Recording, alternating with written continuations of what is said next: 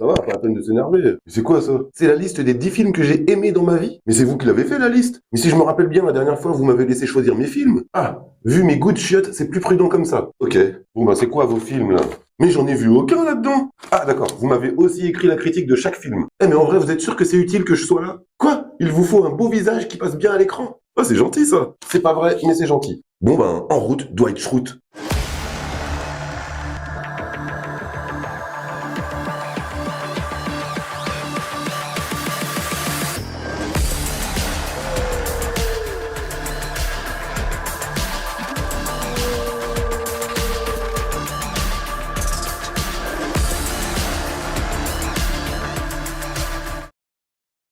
Mon Dédé, t'es prêt pour le porté final? Je sais, oui, je suis plus lourd que la fille dans le film. Pas la peine de me le rappeler. J'ai perdu 3 kilos, donc ça devrait le faire. Tu me rattrapes, hein, promis, hein. Allez, c'est parti. Ah, purée, Dédé, pourquoi tu m'as pas rattrapé? Je me suis fracassé la mâchoire avec tes conneries. Avec un comportement comme ça, on n'est pas prêt d'être sélectionné au concours de Dirty Dancing, là. Allez, vas-y, dégage. T'es puni jusqu'à nouvel ordre. Ouf, tu me diras si on laisse pas Dédé dans un coin. Dirty Dancing. Qu'est-ce que j'ai pu user la cassette vidéo à l'époque? C'est ma grande sœur qui m'a fait découvrir Dirty Dancing quand j'étais petit. Moi, à la base, je voulais voir des films d'action avec de la bagarre, ou alors des films d'épouvante. Mais ce jour-là, j'ai bien fait de rester devant la télé. Et ce, pour un tas de raisons. Déjà, le duo Patrick Swayze-Jennifer Grey, qui ne pouvait pas se blairer sur le tournage. Et oui, ils avaient déjà rompu dans la vraie vie. Pas facile de rebosser avec son ex. Mais il n'y avait pas que ça. L'alchimie entre les deux acteurs fonctionne parfaitement. Lors des chorégraphies, mais aussi tout au long de l'évolution de leur relation. Et le fait que les deux personnages soient d'univers différents, ça les rend encore plus fascinants. Il y a aussi ces deux mondes opposés qui cohabitent malgré eux dans ce site pour vacanciers aisés. D'un côté, il y a les bourgeois avec un parapluie bien placé, et de l'autre, les soi-disant dévergondés qui se trémoussent avec des danses sulfureuses la nuit. Elle est du premier groupe et lui du second. Et le tout donne une sorte de Roméo et Juliette par le prisme de la danse. Sans parler de ce magnifique porté le jour de la dernière danse de la saison. Si t'es comme moi, t'as dû faire retour rapide un nombre incalculable de fois sur ton magnétoscope pour revoir cette scène au risque de saouler tout le monde à la maison. En plus, les musiques sont excellentes. Ah, j'ai pas honte de le dire, j'ai kiffé de ouf. Je sens bien que sans vous, je ne saurais plus vivre, que mon cœur de moi-même est prêt à s'éloigner. Mais il ne s'agit plus de vivre, il faut régner. Ah, lâche, fais l'amour et renonce à l'empire. Au bout de l'univers, va et cours te confiner, et fais place à des cœurs plus dignes de régner. Arrête de rigoler, Dédé. Je suis en train de répéter pour ma pièce de théâtre. Non, c'est pas Le Père Noël est une ordure. C'est Bérénice, espèce d'inculte. C'est de Jean Racine. Jean Racine. Mais non, Jean Racine de rien du tout. C'est son nom, Dédé. Il est hyper connu, le type. J'ai tous ses albums à la maison. Et oui, c'est lui qui a écrit Bérénice. Tu te rappelles le film Le Goût des autres avec Jean-Pierre Bacry? Bah dedans, il y a une pièce de théâtre et la meuf, elle joue Bérénice. Mais non, Dédé, Le Goût des autres, c'est pas une pièce de cuisine. Casse-toi, casse-toi. Le Goût des autres, c'est le film de Bakri Jaoui que j'ai choisi, mais en réalité, j'adore toute leur filmographie. Un air de famille, cuisine et dépendance, mais j'ai beaucoup de tendresse envers celui-ci. Jean-Pierre Bacry est d'une justesse, interprétant Castella, chef d'entreprise particulièrement inculte, qui n'a qu'une seule distraction, ses cours d'anglais. Mais un soir, il voit sa prof d'anglais jouer dans une pièce de théâtre, et pour lui, c'est le coup de foudre. Et donc, pour la séduire, il décide de s'introduire dans le monde des artistes et des intellectuels. Faut savoir qu'il est blasé dans son travail, mais aussi dans son couple. Et ce qui est bien dans Le Goût des autres, c'est qu'il n'est pas seulement colérique, comme on a pu le voir dans tous ses autres films. Il est drôle, pathétique, premier degré, la plupart du temps très attendrissant. J'avoue, il continue toujours de râler, mais tout est bien joué. C'est ultra réaliste, ça peut arriver. Et les scènes avec Anne Alvaro, sa prof d'anglais, sont juste sublimes. L'évolution du personnage de Bakri m'a profondément touché. Car quand l'amour frappe sans prévenir, c'est pas toujours facile. D'ailleurs, c'est jamais facile. On le voit souffrir de ce mal une grande partie du film. C'est fait magnifiquement, avec des lignes de dialogue au cordeau. En plus, on retrouve Alain Chabat, Gérard Lanvin, Agnès Jaoui, Christian Millet, Anne Alvaro, que du bonheur. Allez, je mise tout. Tapis. Yes. Non, rien. Et je veux voir les cartes de tout le monde. Ouais, un carré, c'est pas mal. Mais qu'est-ce que tu dis de ça? Quinte floche royale, mon ami. Allez, à boule le fric, mec. Bonjour, c'est pourquoi? Comment ça, j'ai triché? Ah non, moi je triche pas. Hein. Ça là? C'est pas à moi. Non, mais en fait, je vous explique. J'ai ma fille qui voulait que je lui ramène un souvenir de Las Vegas. Du coup, je me suis dit que des cartes, ça pouvait lui faire plaisir. Ouais, oui, j'avoue, c'est que des quintes floches royales. Mais de vous à moi, vous croyez pas que nos enfants méritent ce qu'il y a de mieux? Ah, c'est qui eux, là-bas? Ah, c'est la sécurité. Non, mais je vais y aller. Casino. Alors là, mes petits poussins, on est sur une vraie dinguerie scorsésienne. Avec deux personnages qu'on a déjà vus dans Les Affranchis. Mais je ne t'apprendrai rien dans cette vidéo. Robert De Niro et Joe Pesci, qui ont sensiblement les mêmes caractères que dans ce dernier. On pourrait croire que ça se passe dans le même univers. On retrouve aussi Sharon Stone qui est incroyable. Pour moi, avec Basic Instinct, c'est l'un de ses meilleurs rôles. Elle a une évolution de personnage en mode rise and fall. Tu la vois arriver au début du film telle une diva. Et plus les péripéties avancent, plus elle tombe au fond du trou. Et avec ce film, on apprend plein de choses sur le fonctionnement d'un casino, la manière dont les gangsters siciliens Siciliens parviennent à avoir leur licence pour diriger un établissement à Las Vegas. Il se passe 1 million de trucs dans ce film. Le personnage de Robert De Niro tente de faire les choses dans les règles, tout en étant sans pitié avec les tricheurs, un peu à la manière de Ed Deline dans Las Vegas. Alors que son pote d'enfance joué par Joe Pesci est incontrôlable. Lui aussi, il veut croquer un peu à Las Vegas, mais à sa manière. Et quelle manière! La mise en scène, les dialogues sont hallucinants. On se croirait dans Les Affranchis au casino. En plus, il y a toujours cette voix off qui nous raconte ce qu'il se passe quand ça se passe. Ici, ce n'est pas la voix de Ray Liotta, mais celle de Robert De Niro et des fois Joe Pesci. Et cet effet rend le film bougrement efficace. C'est un truc de malade. Impossible de s'ennuyer une seconde en matant Casino. Et crois-moi sur parole, si à l'époque tu te rendais au Tanger, t'avais pas envie de compter les cartes, sous peine de coups de marteau sur les doigts. Là, tu vas compter beaucoup moins bien. Casino reste un film culte, incontournable et un chef-d'œuvre à mes yeux.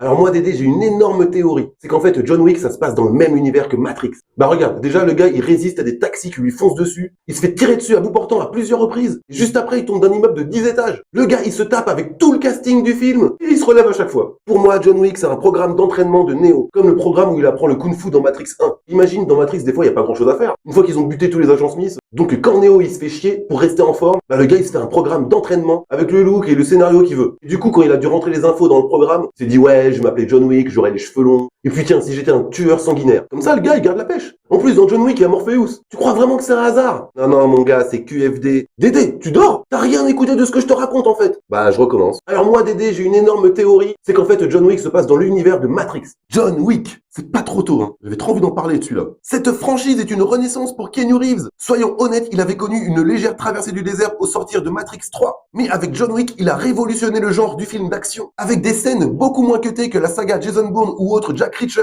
C'est Chad Stahelski, qui était le doubleur cascade de Keanu Reeves sur Matrix, qui réalise John Wick. Il a un léger savoir-faire. Pour simplifier énormément, il a préféré poser la caméra en mode grand angle et leur a dit maintenant les gars, battez-vous. En plus, on voit que Keanu Reeves est très investi. Comme à son habitude, il a fait de très longs entraînements de tir rapide avec un nombre incalculable d'armes. Il s'est aussi entraîné au tir rapproché, au kung-fu, au gun-fu, le kung-fu avec les flingues. Et il est devenu malgré lui maître en la matière. Il est perfectionniste comme personne. Il y a aussi Christian Bale qui est très perfectionniste, mais c'est pas le sujet. Et le rendu à l'écran nous montre tout le travail acharné du bonhomme. Bien entendu, si tu n'as jamais vu John Wick, tout ce qui se passe est surréaliste. Il est bien trop résistant. Il ne faut pas voir ça comme une œuvre terre à terre. Sinon, tu pètes un câble. C'est hyper bien fait en termes de revenge movie d'action, de mise en scène, d'univers original, que ça en fait une franchise incontournable pour les fans du genre. Pour les autres, ça va pas vous plaire. Enfin, j'en sais rien. Avec tout ce lore créé autour de cette société autonome de tueurs professionnels en dehors du système, communiquant avec les anciens réseaux téléphoniques, ça c'est malin. Avec beaucoup de règles, tout ça en utilisant le fameux hôtel Continental. Clairement, si John Wick avait été dans les Avengers durant l'ère Thanos, il aurait pu en venir à bout. Et ça, sans aucun pouvoir. Non, mais je t'entends me dire, mais c'est pas possible. Thanos, c'est un dieu avec son gant et toutes ses pierres d'infinité. Mais je connais John Wick, il serait parvenu à lui subtiliser le gant pour ensuite aller boire un café au calme, au Continental avec Winston. Non, mais je plaisante,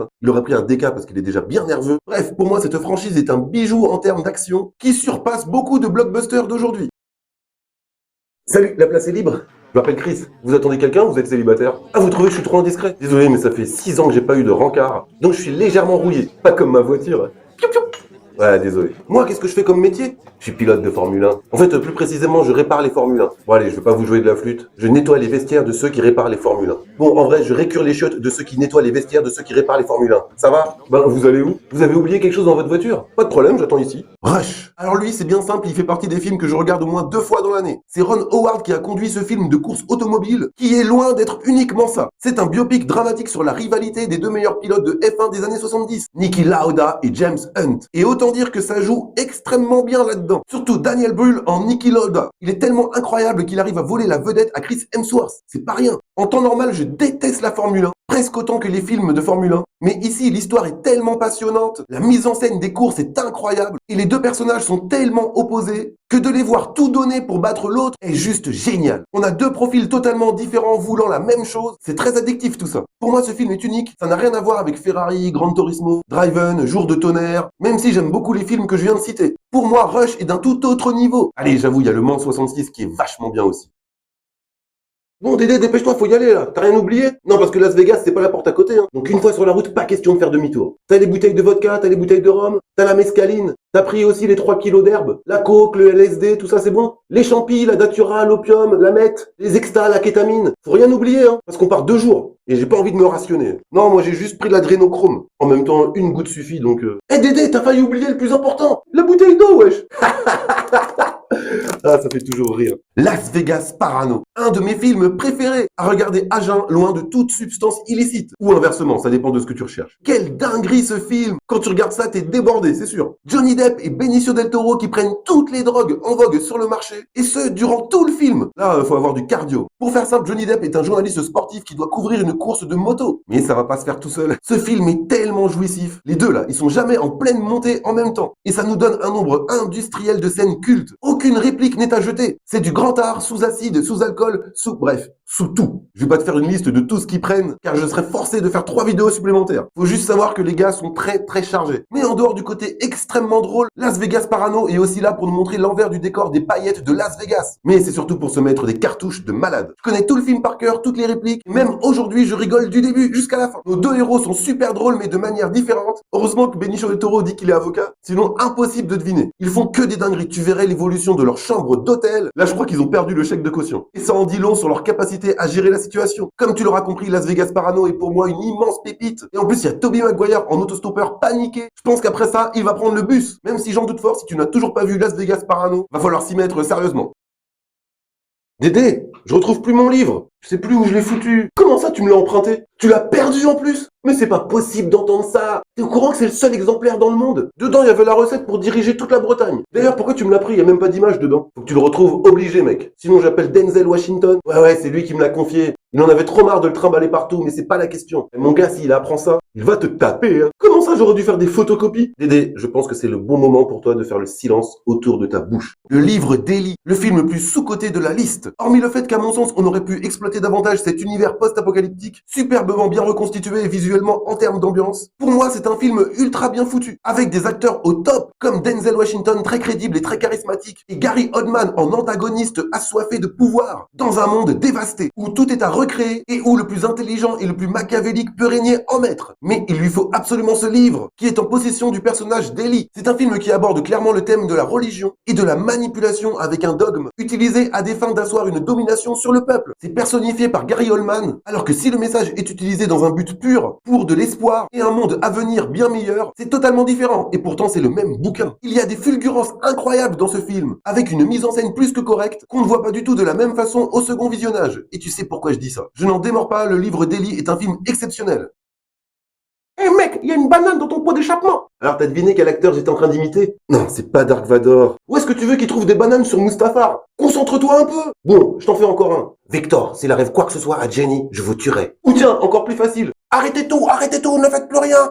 Je suis Axel Follet de la commission d'urbanisme de Beverly Hills. Mais non, c'est pas Princesse Leia. C'est quoi ton problème avec Star Wars? Bon allez, je te donne la réponse parce que tu me fatigues. C'était pas compliqué, j'imitais Eddie Murphy dans l'Empire contre-attaque. Le flic de Beverly Hills. Pendant une grande partie de mon enfance, ça a été mon film préféré. Ce flic venant de Détroit super compétent, mais avec des méthodes, un caractère et un humour complètement dingue. Irrévérencieux, surtout quand tu fais ce métier. C'est encore pire quand il débarque à Beverly Hills pour enquêter et venger la mort de son meilleur ami. Il ne fait que des dingueries dans une ville où les gens comme lui ne peuvent pas passer inaperçus. Notre Axel Follet est super culotté. Toutes les scènes avec lui sont ultra divertissantes. Mélangeant action, humour, contraste avec les autres personnages, c'est clair qu'il dénote grave avec le paysage ambiant. Non, je dis pas ça parce qu'il est noir. Même aujourd'hui, ça reste un super film avec ses musiques des années 90. Et puis on a un super trio avec Taggart, Rosewood, Axel Follet. C'est une véritable Madeleine de Proust ce film. En plus, voir un ovni comme Eddie Murphy prendre d'assaut tout Hollywood, ça n'a pas de prix. C'est une période où il est au sommet avec de gros cartons, comme Un fauteuil pour deux, Un prince à New York, 48 heures. Allez, je rajoute L'enfant sacré du Tibet parce que j'ai adoré. Il faut savoir que le flic de Beverly Hills 4 est en préparation en ce moment avec une partie du casting originel. Mais hélas, Medondo nous a quittés, donc il n'y aura pas la voix de Axel Follet qu'on connaît. Donc là, c'est obligé de le voir en version originale.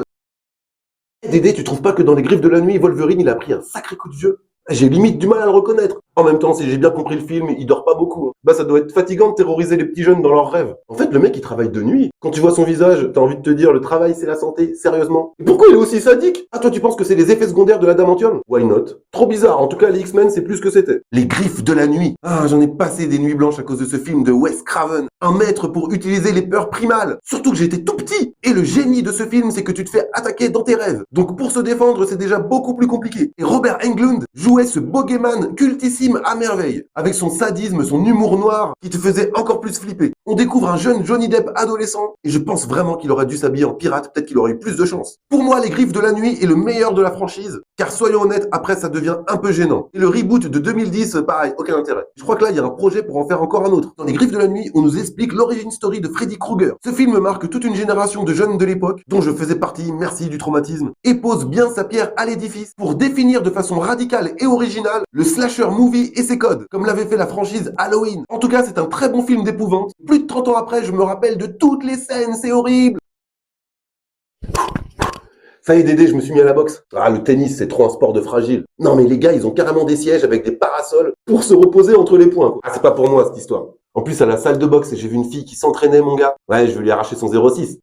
Oh, comment elle m'a défoncé! Je crois que la meuf, elle a pas été hyper réceptive à mes avances. Par contre, moi, j'ai été trop réceptif à ses uppercuts et ses crochets, là. Dédé, va me chercher de la glace. Comment ça, quel parfum? Million Dollar Baby. À sa sortie, il a tellement cartonné que j'ai refusé de le voir. Étrange comportement. Bon, ensuite, tout a changé. D'ailleurs, c'est le seul film que j'ai vu et que j'ai remis juste après le générique de fin. Allez, c'est reparti pour une fournée. J'étais trop bouleversé. En temps normal, si je peux pas m'empêcher de revoir un film que j'ai adoré, j'attends au moins le lendemain. Mais là, j'ai été pris par surprise et ça m'a mis par terre, les copines. La boxe dans ce film est là pour nous montrer que lorsqu'on travaille avec acharnement, qu'on désire fort quelque chose, qu'on y croit, malgré les obstacles, que l'on tombe sur la bonne personne, Clint Eastwood qui n'entraîne pas les filles, on peut aller au bout de son rêve. L'alchimie entre Clint Eastwood et Hilary Swank est trop parfaite. Leur relation ne cesse d'évoluer. Ils ont tous deux des problèmes respectifs, des démons qu'ils doivent combattre. Pas des vrais démons. Et ils tenteront d'affronter tout ça ensemble par la boxe, car ça les rapproche forcément. Et là où le film n'est pas juste un Rocky pour les filles, c'est qu'on voit un Clint Eastwood en train de se rendre compte qu'il peut ressentir encore les choses, alors que son caractère est ultra revêche et fermé, presque résigné. Mais Hilary Swank est la clé. Il apprend à la découvrir tout au long de leur épopée, tel un père de substitution. Et il parviendra à emmener Mo Kuchla au sommet de la boxe féminine. Mo Kuchla, c'est le nom irlandais que Clint Eastwood lui donne. Comme je le disais, la relation entraîneur-boxeur s'apparente à celle d'un père et d'une fille. C'est tellement bien joué, tellement bien écrit. Avec dans un second rôle, pour ne pas changer, Morgan Freeman, qui en fait représente la conscience de Clint Eastwood. Je vais pas te cacher que la fin du film m'a complètement terminé. Je crois que je n'ai jamais pleuré autant devant un film. En plus, je l'ai mis 2 fois de suite. Million Dollar Baby est un chef-d'œuvre dramatique brillant, terrible mais exceptionnel. Je pourrais en parler encore plus tellement j'ai de choses à dire, mais on me dit dans l'oreillette qu'il faut partir car faut que je laisse la place à un autre youtubeur qui a beaucoup plus d'abonnés que moi.